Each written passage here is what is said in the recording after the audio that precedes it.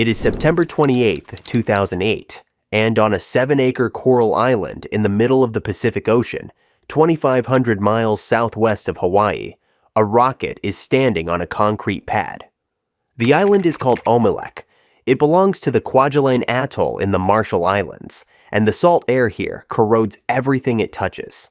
The rocket is called Falcon 1, and it is small by the standards of the industry, a 2-stage machine powered by engines designed in a garage.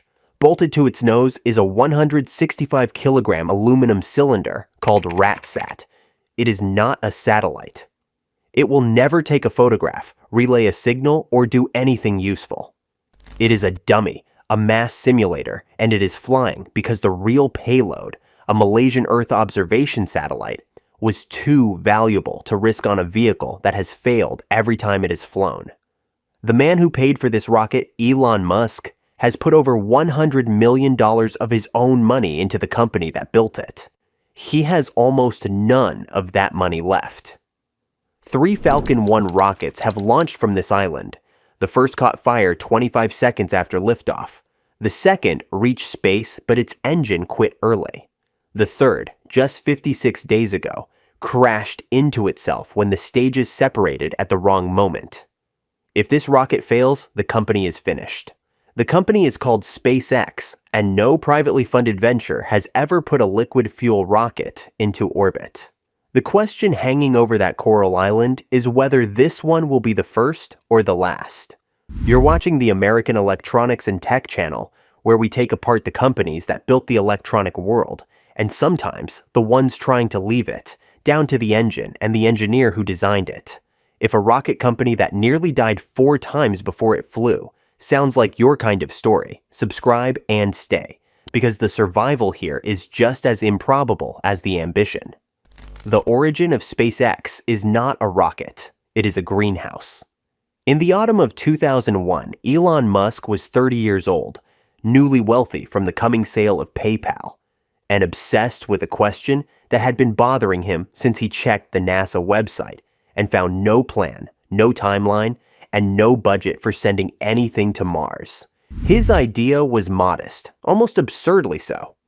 He wanted to land a small robotic greenhouse on the Martian surface, grow a few plants in red soil, photograph green shoots against a dead landscape, and beam the image back to Earth.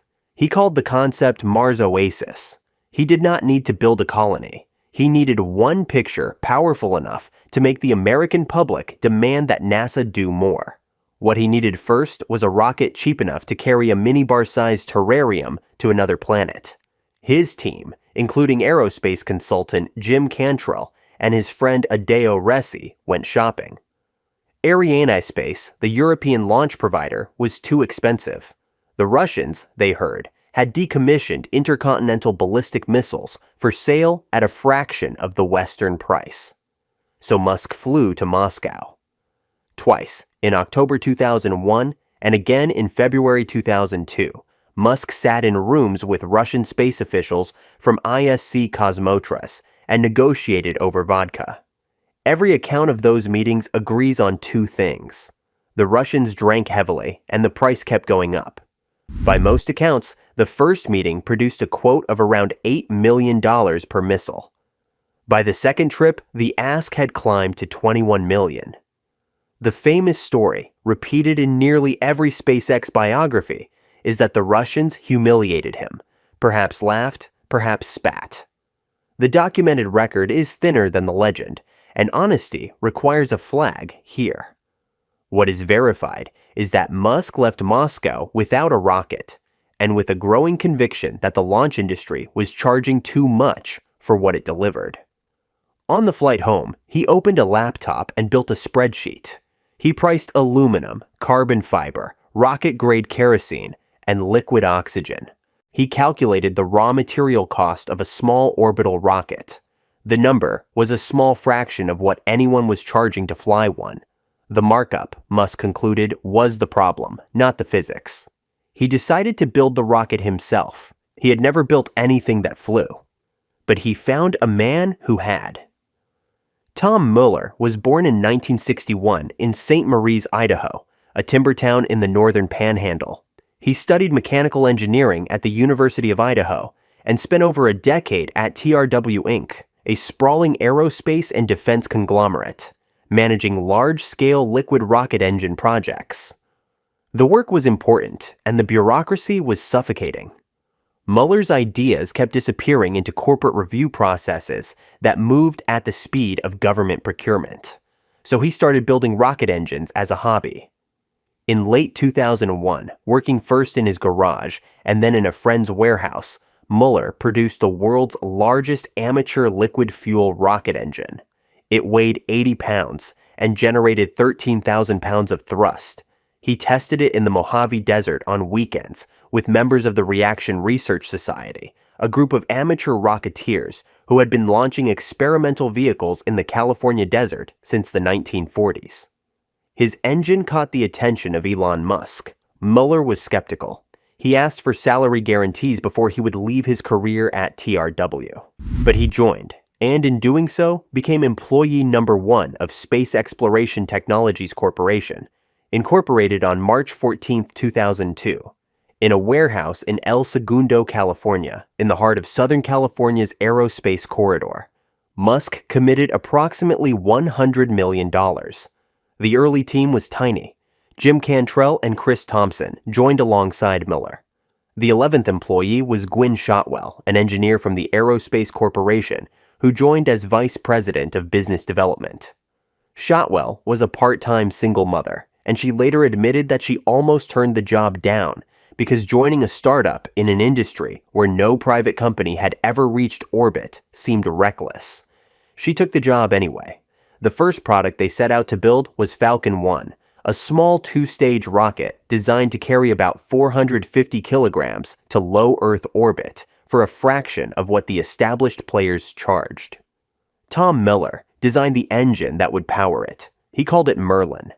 They needed a place to launch. The original plan was Vandenberg Air Force Base on the California coast, but a classified Titan IV rocket was stuck on the pad at Vandenberg, and its delays blocked SpaceX's access for months.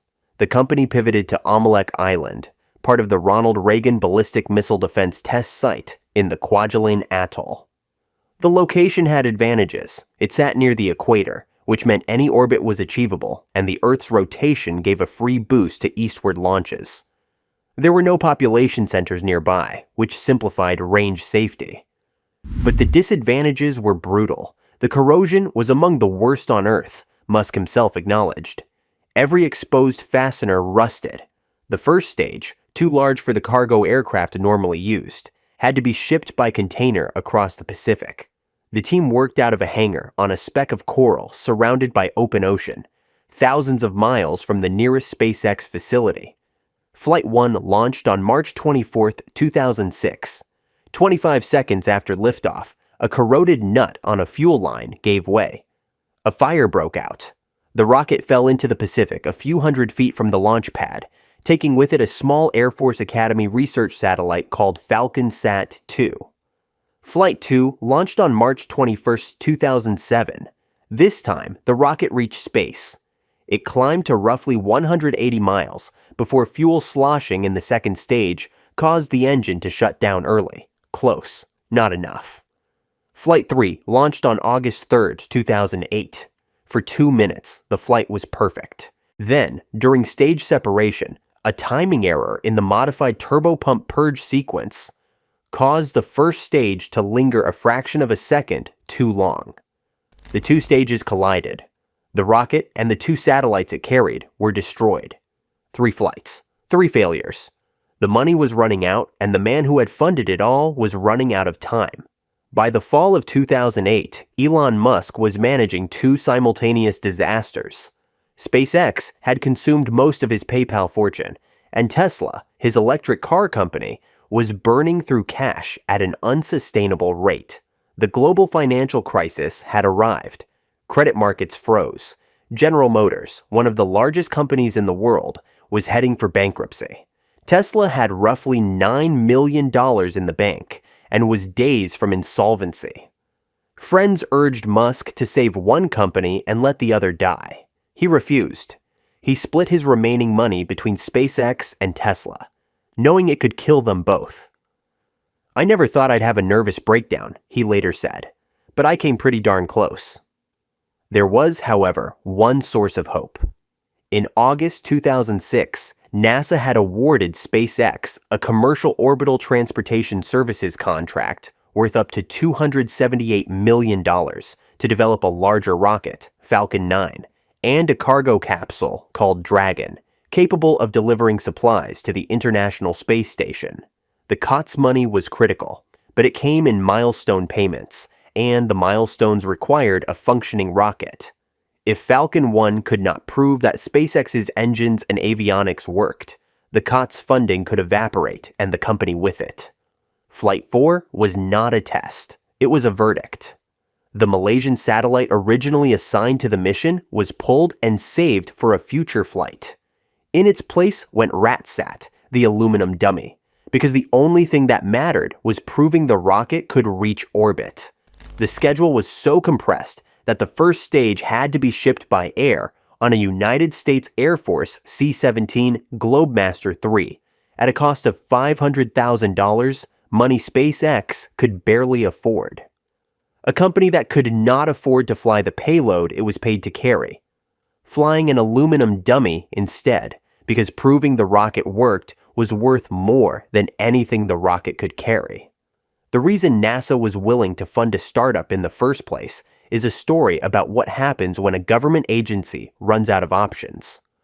On February 1st, 2003, the Space Shuttle Columbia broke apart during re-entry, killing all 7 crew members. The disaster accelerated a reckoning that had been building for years. The shuttle was expensive, roughly $450 million per flight by some estimates, and aging. Its retirement was scheduled for 2010, and after it stopped flying, the United States would have no way to send astronauts to the International Space Station from American soil. For 9 years, from 2011 to 2020, every American astronaut who reached orbit would ride a Russian Soyuz capsule at roughly $80 million per seat. NASA needed a replacement, and the traditional approach, cost-plus contracts awarded to legacy aerospace contractors, had produced vehicles like the Space Launch System, which would ultimately cost over $20 billion in development, and had not yet flown when SpaceX was already landing rockets. The COTS program was a different bet. Instead of paying contractors to build what NASA designed, NASA would offer seed money and let private companies design, build, and fly their own vehicles. Total initial funding for COTS was $500 million. 2 companies won. One was SpaceX at $278 million. The other was Rocketplane Kistler at $207 million. Rocketplane Kistler failed to meet its milestones and had its contract terminated in October 2007, having received only $32 million. SpaceX was the last company standing. Then, on December 23, 2008, less than 3 months after Flight 4 reached orbit, NASA awarded SpaceX a commercial resupply services contract worth a minimum of $1.6 billion for at least 12 cargo flights to the International Space Station. The next day, Christmas Eve, the Tesla financing round closed, hours before the company would have gone bankrupt. By some accounts, Musk had a few $100,000 left to his name. The CRS contract did not just save SpaceX, it paid for the Falcon 9. And the Falcon 9 changed everything.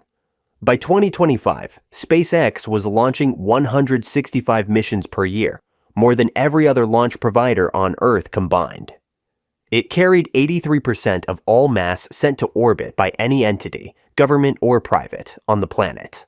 The Falcon 9, the rocket built with COTS money and refined across more than 600 flights, had become the most flown orbital launch vehicle in history, with a streak of over 600 consecutive successes.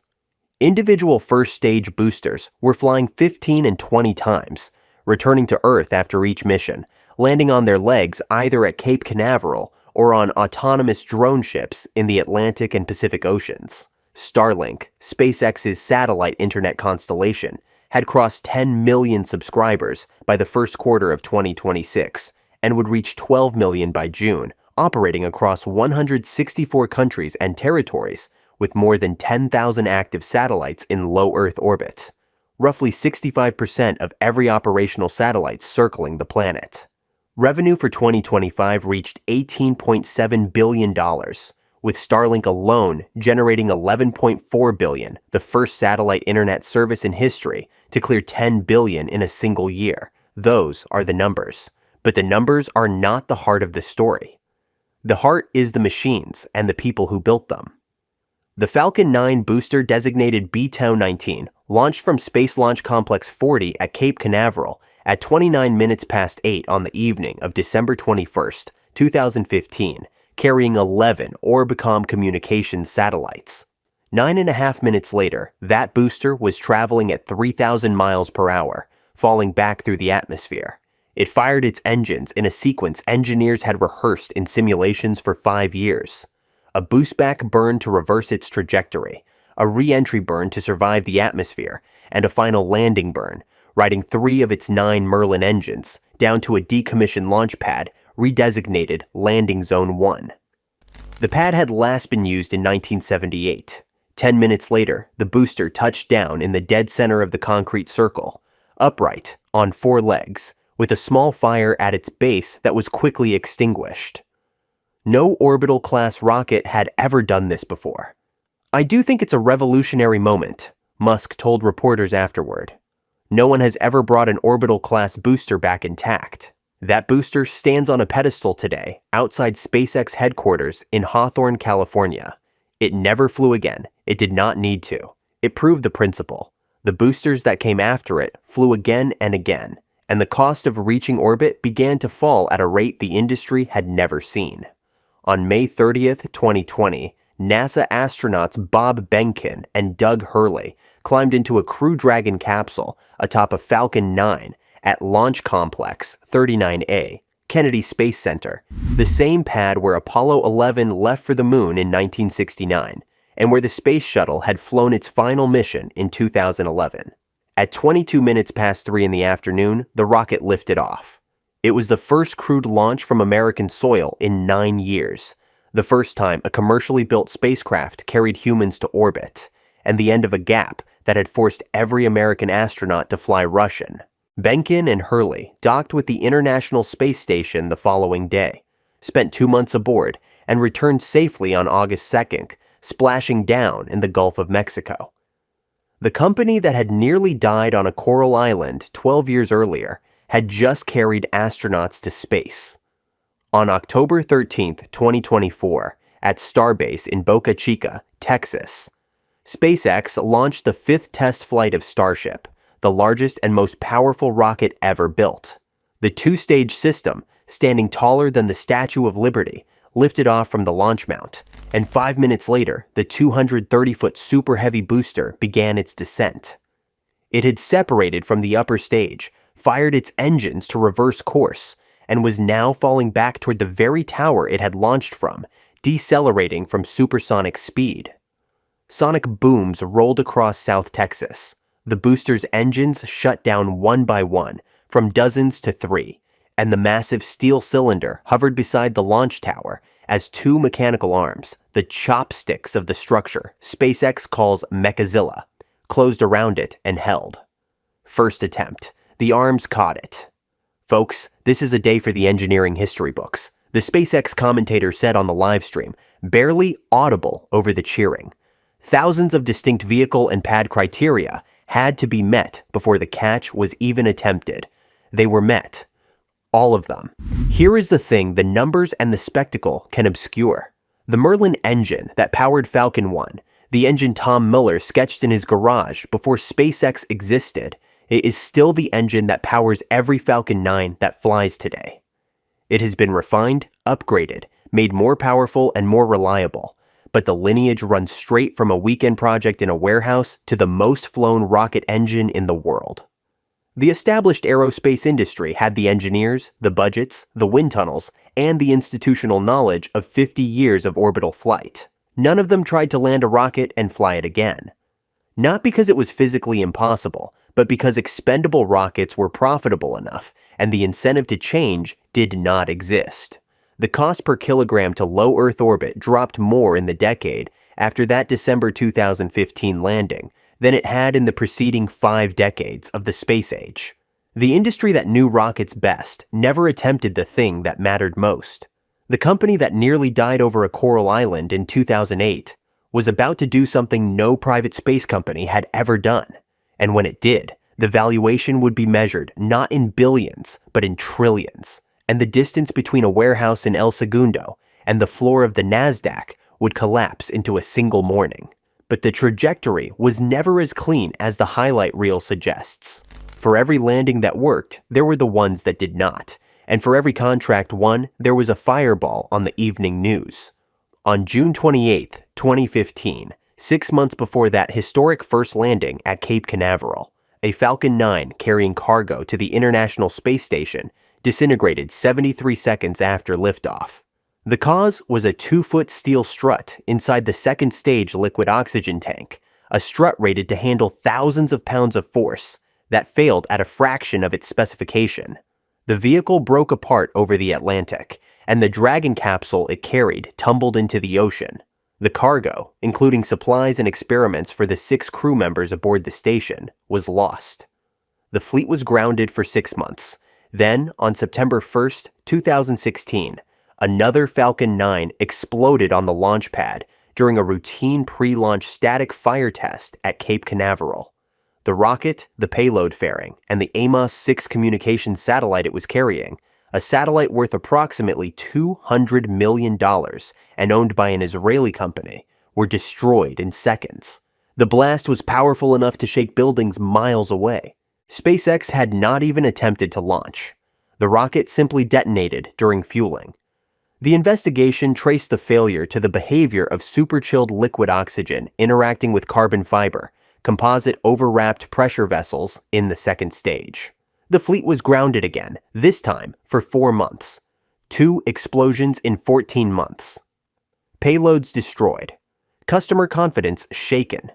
Established aerospace executives and industry analysts questioned publicly whether SpaceX's fast iteration approach, the philosophy of building hardware, flying it, failing, learning, and flying again, was reckless rather than innovative. United Launch Alliance, Boeing, and Lockheed Martin had spent decades building rockets that failed less often, they argued, because they moved more carefully. The counter-argument was in the manifest. SpaceX returned to flight after each failure, implemented fixes, and launched again. And then came Starship. The early Starship prototypes exploded on the test stand, blew apart during landing attempts, and in April 2023, the first integrated Starship test flight was deliberately terminated when the vehicle began tumbling 4 minutes after liftoff, the self-destruct system detonating the largest rocket ever built over the Gulf of Mexico. The second test, in November 2023, flew longer, but the booster exploded during stage separation, and the upper stage was lost minutes later. Headlines called them failures. SpaceX called them data. They flew again, they flew again, they flew again. And on the 5th flight, they caught the booster with a pair of metal arms on the first attempt, and no one in the industry was laughing anymore. The reusability that the industry had dismissed as impractical became the foundation of a company whose economics the industry could not match. By 2024, the cost of launching a kilogram to low Earth orbit on a reused Falcon 9 had fallen to roughly $2,700, compared to tens of thousands on a United Launch Alliance Atlas V, and over $100,000 per kilogram on a space shuttle flight. The comparison was not close. It was not even in the same order of magnitude. But the transformation that mattered most was not in the rockets. It was in the satellites. Starlink, the constellation that SpaceX began deploying in 2019, had grown from an experiment in low Earth orbit broadband into the financial backbone of the entire company. By the end of 2025, Starlink generated $11.4 billion in revenue and $4.4 billion in operating income, an 86% increase year over year on margins that looked more like a software company than a hardware business. Because once the satellites were in orbit, Each new subscriber added high-margin recurring revenue at near zero incremental cost. The subscriber base had doubled every year, from 2.3 million in 2023 to 4.6 million in 2024, to nearly 9 million by the end of 2025 and 10.3 million by the first quarter of 2026. Starlink was no longer a side project. It was the reason SpaceX could afford to build Starship, fund Mars ambitions, and go public. On June 12, 2026, SpaceX completed the largest initial public offering in history. Shares were priced at $135 each.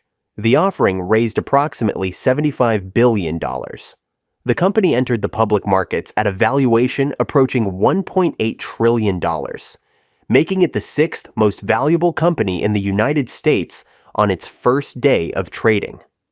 Investor demand pushed the market capitalization above $2 trillion before the week was out.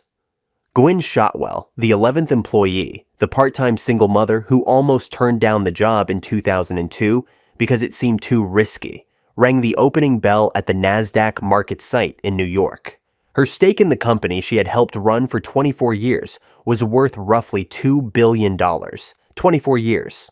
From a warehouse in El Segundo to the floor of the NASDAQ.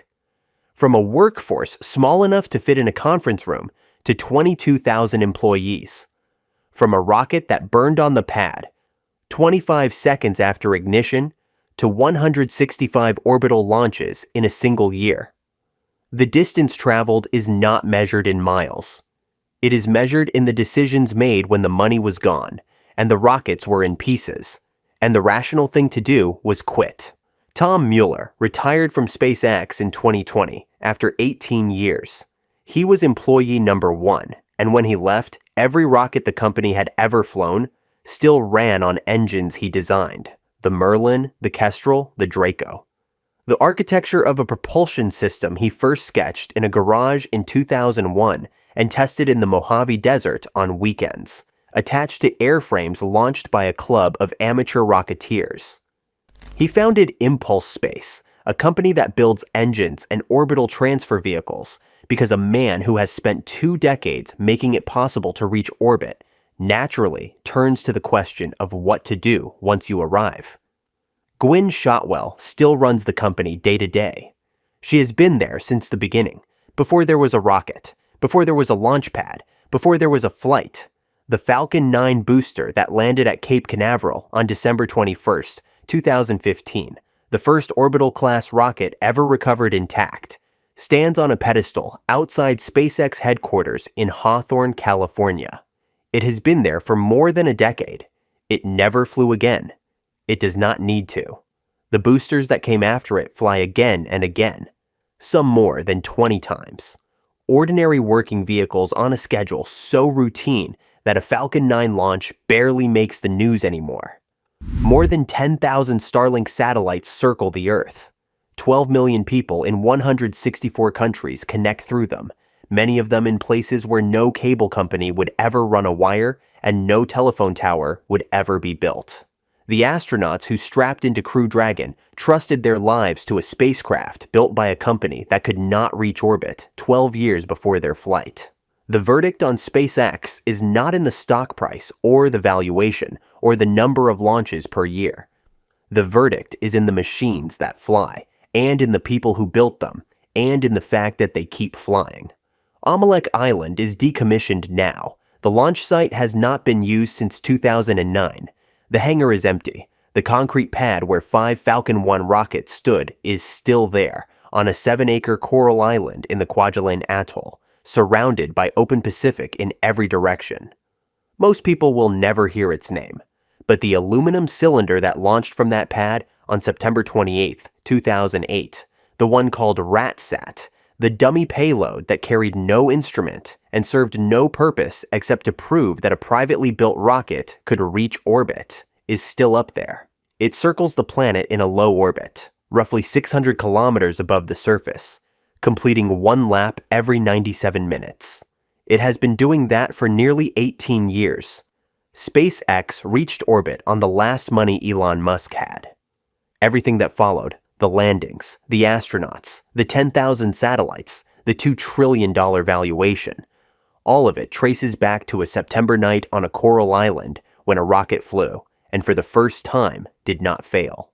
If you watched that fourth launch live, if you worked at SpaceX in the warehouse in El Segundo, or the hangar on Omelec, if you were one of the 500 employees who cheered in Hawthorne when the call came that the rocket had made orbit, drop a comment below. Tell us what that night felt like. Tell us the part of the story the spreadsheets never captured.